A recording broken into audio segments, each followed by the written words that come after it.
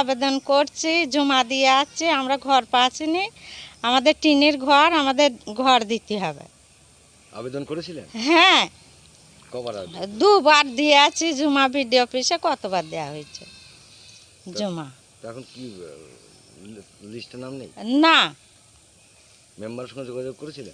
মেম্বারকে বলছি, তা তুমি বলছে তোমাদের লিস্টিতে নাম নাই। ভোটের বেলায় তো নাম আসে, লিস্টে চলে আসে আগে। তাইলে এবারে ঘর করার সময় তো দিতে হবে। আমরা সারা বছর তো ভোট দিয়েছি, মমতা দিদিকে ভোট দিচ্ছি আমরা, তাইলে আমাদের তো ঘর দিতে হবে। আপনার নাম কি? আমার নাম চায়না বেবি। টাকার বিনিময়ে স্বজন পোষণ করে আবাস যোজনার ঘর পাইয়ে দেওয়া হচ্ছে, অথচ প্রকৃত গরিব মানুষ যাদের পাকা ঘর নেই, আবাসের তালিকায় তাদের নাম নেই। বাংলার আবাস যোজনার তালিকায় অনিয়মের এমনই অভিযোগ উঠল নদিয়ার নাকাশিপাড়া ব্লকের অন্তর্গত বিক্রমপুর পঞ্চায়েতের সুখপুকুর গ্রামে। কেন্দ্র সরকার প্রধানমন্ত্রী আবাস যোজনার টাকা দেওয়া বন্ধ করে দিলেও রাজ্যের মুখ্যমন্ত্রী মমতা বন্দ্যোপাধ্যায় যাদের মাথার উপর ছাদ নেই, বাংলার আবাস যোজনার আওতায় এনে তাদের পাকা ঘর করে দেওয়ার জন্য উদ্যোগী হন। সেই লক্ষ্যে রাজ্য জুড়ে নিখুঁত তালিকা তৈরি করে উপযুক্ত ব্যক্তিদের পাকা ঘর করে দেওয়ার কাজ চলছে। এমনকি প্রথম পর্বে রাজ্যের বহু গরিব মানুষ আবাস যোজনার ঘর পেয়েছেন, কিন্তু বাংলার আবাস যোজনার দ্বিতীয় পর্বের তালিকায় অনিয়মের অভিযোগ উঠল নদিয়ার নাকাশিপাড়া ব্লকের অন্তর্গত বিক্রমপুর পঞ্চায়েতের সুখপুকুর গ্রামে। এই বাড়িতে 3 জন সদস্য আছে, কিন্তু এদের কোনো সাহায্য দেয় না, কোনো ঘরও আসে না, ইনকোয়ারি দেয় না। এটা কি আলাদা? আলাদা সবাই। তিনটে পরিবার? হ্যাঁ, 3টে পরিবার, আমার শ্বশুর, আমার ভাসুর আর আমরা। কি কাজ করে এরা? এরা দিনমজুর কাজ। আবাস যোজনার ঘর না, আসেনি? নাম আসে না লিস্টে কোনো সময়। আপনারা আবেদন করেছিলেন? হ্যাঁ, আবেদন করেছিল, তারপরে নাম নাম আসে না। আমার নাম চানু মণ্ডল সরকার। ওই গ্রামে এবার যে সকল ব্যক্তির নাম তালিকাভুক্ত হয়েছে তাদের মধ্যে 34 জনেরই পাকা বাড়ি রয়েছে বলে অভিযোগপত্রে জানানো হয়েছে।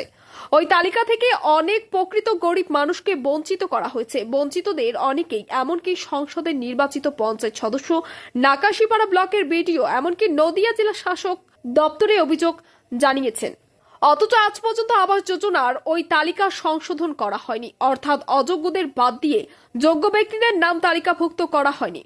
গ্রাম পঞ্চায়েত সদস্য জাহাঙ্গীর শেখের অভিযোগ, টাকার বিনিময়ে অযোগ্য ব্যক্তিদের আবাস যোজনার ঘরের টাকা পাইয়ে দেওয়ার চক্রান্ত চলছে। এই প্রসঙ্গে তিনি কি বললেন দেখুন। একজন নির্বাচিত সদস্য বিক্রমপুর অঞ্চলের অধীনে সুখপুকুর গ্রামের 176 নম্বর বুথের সদস্য।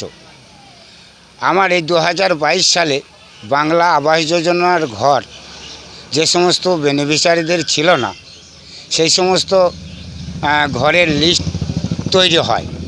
সেই লিস্ট যাদের পাকা বাড়ি, মাথায় ছাদ রয়েছে তাদের নাম, যাদের মাথায় ছাদ নেই, অসহায় গরিব মানুষ, তাদের ঘরের কোনো নাম নেই। আমরা সেই লিস্ট যখন বহল হয়, আমরা জনগণকে নিয়ে বিডিওর কাছে দ্বারস্থ হই যে যারা ঘর প্রাপ্য উপযুক্ত গরিব মানুষ, তারা কিন্তু তাদের ঘরের লিস্টে কোনো নাম নেই। আমরা বিডিওকে জানিয়েছি, অথবা ডিএমকে জানিয়েছি, এইচডিও সদরকে জানিয়েছি। 6/11/2024 আমরা বিডিওকে অভিযোগ জানাই।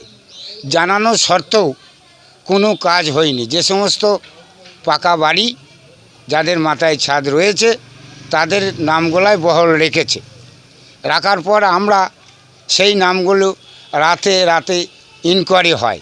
আমরা আবার নতুন করে 10/7/2025 তারিখে আমরা আবার নতুন করে দরখাস্ত দিই, বিডিওকে জানাই এবং ডিএমকে জানাই। জানানো হয়েছে, তা সত্ত্বেও কোনো কাজ হয়নি।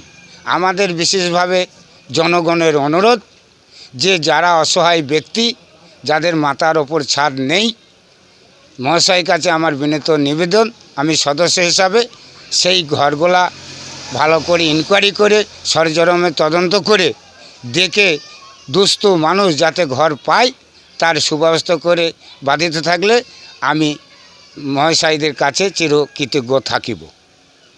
আবাস যোজনার এই অনিয়ম নিয়ে নাকাশিপাড়া পঞ্চায়েত সমিতির বিরোধী দলনেতা অনুপ মণ্ডল কি বললেন দেখুন। হ্যাঁ, শুনেছি এবং আমরা অভিযোগও পেয়েছি এবং আমরা অভিযোগ দেখেছি যে বারবার এলাকাবাসী এডিএম বিডিও এবং এডিএম জেডপি তাদের কাছে আবাস যোজনা নিয়ে বারবার অভিযোগ করেছেন এলাকাবাসী, এবং সেই সঙ্গে এলাকার যিনি মেম্বার আছেন তিনিও সই করেছেন এবং তিনিও প্রতিবাদ জানিয়েছেন। তা সত্ত্বেও আমরা দেখতে পেয়েছি এলাকায় প্রায় 25 থেকে 30টি বাড়ি আবাস যোজনায় এনকোয়ারি হয়েছে, তাদের Aadhaar card, voter card, bank account নেওয়া হয়েছে এবং তাদের যাদের টাকা পাওয়া যায় সেই ব্যবস্থাও করা হচ্ছে। এটা কিভাবে চলছে এবং এই অসাধু কীভাবে কাজগুলো করছে সেটা নিয়ে আমরা সন্দিহান রয়েছি। আমরা আগামী দিনে বিডিওর সঙ্গে এই বিষয়ে আলোচনা রাখবো এবং আমরা বলবো যে যেভাবেই হোক এটা বন্ধ করতে হবে, এবং আমাদের বিরোধী দল হিসাবে আমরা সেটা কমপ্লেন অবশ্যই রাখবো।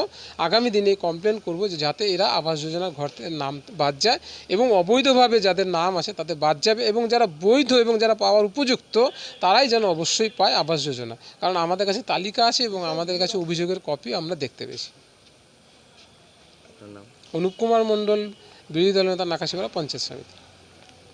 এই প্রসঙ্গে নাকাশিপাড়া ব্লক কংগ্রেস সভাপতি পুলক সিংহ আমাদের ক্যামেরায় কি জানালেন দেখুন।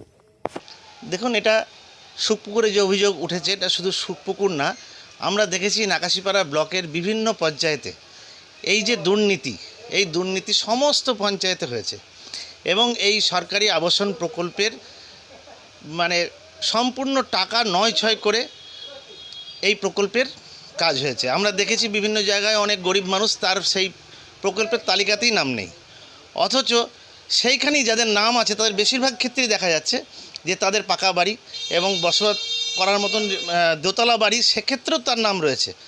প্রশাসনের আধিকারিকরা, ব্লক আধিকারিকরা তারা গিয়ে এনকোয়ারি করেছেন। আমার প্রশ্ন, তারা যখন এনকোয়ারি করলো তারা কীভাবে সেই ঘরগুলোকে তারা এনকোয়ারি করেছে, মানে তারা পরিদর্শন করেছে, দেখেছেন, সেখানকার ছবি তুলেছেন, তাহলে সেই নামগুলো আবার কী করে তালিকায় থাকে? এবং অভিযোগ পাওয়ার পরেও যে প্রশাসন এই বেনিফিশিয়ারিদের নাম ওখান থেকে বাদ দেওয়ারও যে কোনো ভূমিকা আমরা কিন্তু দেখতে পাচ্ছি না, এবং এখানে আমরা চাই এটা